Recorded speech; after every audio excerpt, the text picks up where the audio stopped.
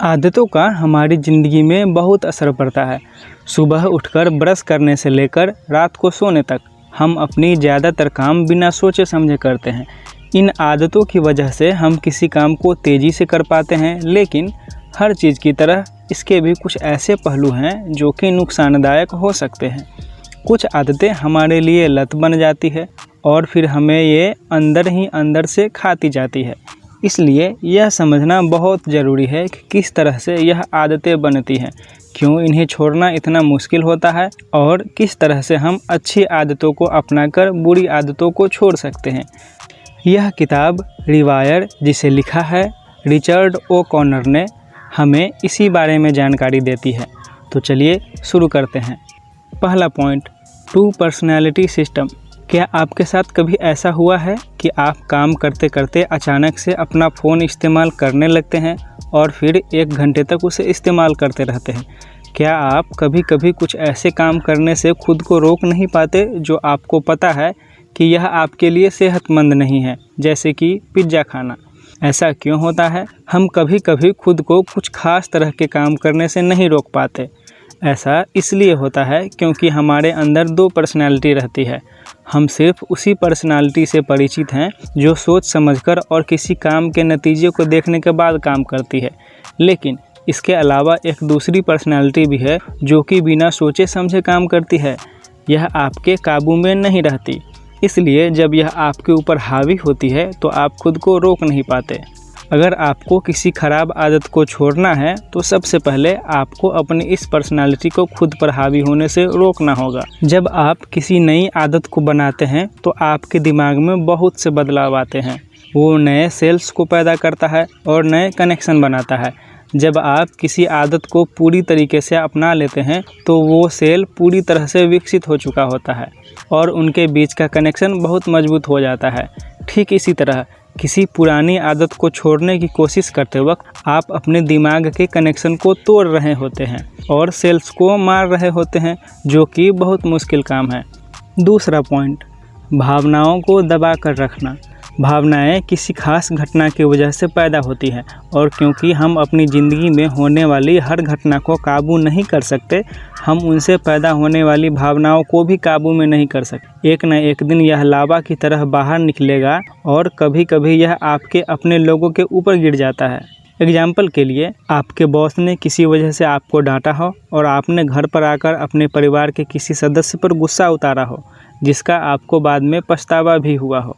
हम अपनी भावनाओं को दबाकर इसलिए रखते हैं क्योंकि हमें लगता है कि वो गलत है या नेगेटिव भावनाएं हैं, लेकिन बात समझने वाली यह है कि भावनाएं कभी गलत नहीं होती। गुस्सा करना गलत बात नहीं है, बस गलत जगह पर करना गलत बात है। ज़रा सोचिए, अगर आपके घर में कोई चोर घुस जाए और आपको गुस्सा ना आए तो क्या होगा? अगर आप रोड क्रॉस कर रहे हो और सामने वाली ट्रक से आपको डर न लगे तो क्या होगा? ऐसे हालत में उन भावनाओं का बाहर आना ज़रूरी है जिन्हें आप नेगेटिव मानते हैं। कभी कभी ऐसा होता है कि हमारे सोच समझकर काम करने वाले हिस्से को पता होता है कि कोई काम गलत है, लेकिन हमारा दूसरा हिस्सा फिर भी उस काम को कर देता है। ऐसे में हम खुद को कोसने लगते हैं या हमें बाद में इसका पछतावा होने लगता है। पछतावा भी अपने आप में बहुत नुकसानदायक हो सकता है, इसलिए अपनी भावनाओं को हमेशा दबाकर रखने की कोशिश मत कीजिए, उन्हें समय समय पर बाहर निकलने दीजिए। तीसरा पॉइंट, आदतों को लत में बदलने से रोकें। बहुत बार होता है कि हम खुद से कहते हैं कि अब से हम कोई गलत काम नहीं करेंगे, जैसे कि शराब पीना, लेकिन कुछ वक्त के बाद हम फिर से उसे पीने लगते हैं। जब भी एक शराबी को फिर से पीने का मौका मिलता है तो अपने आप को रोक नहीं पाता।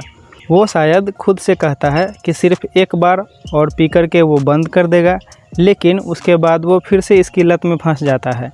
हमारे दिमाग में जो लत के कनेक्शन बनते हैं वो बहुत मजबूत होते हैं। अक्सर हमें जिस चीज़ की लत होती है उसे पाने पर हमें कुछ राहत या सुकून मिलता है। उस चीज़ को पाने के बाद हमारे दिमाग में डोपामिन नाम का एक हार्मोन निकलता है, जिससे हमें राहत मिलती है और फिर हम बार बार राहत पाने के लिए उस काम को करते रहते हैं, जिससे हमारे दिमाग में उस आदत के कनेक्शन उतने मजबूत हो जाते हैं कि हम उन्हें तोड़ नहीं पाते। जब भी हम किसी गलत आदत को छोड़ने की कोशिश करते हैं तो अक्सर नाकाम होते हैं उस काम को फिर से करने पर हमें बहुत पछतावा होता है, जो कि अपने आप में बहुत ही नुकसानदायक है। आपके दिमाग में जो कनेक्शन बन गए हैं उन्हें तोड़ने के लिए आपको किसी बाहरी व्यक्ति की ज़रूरत पड़ सकती है।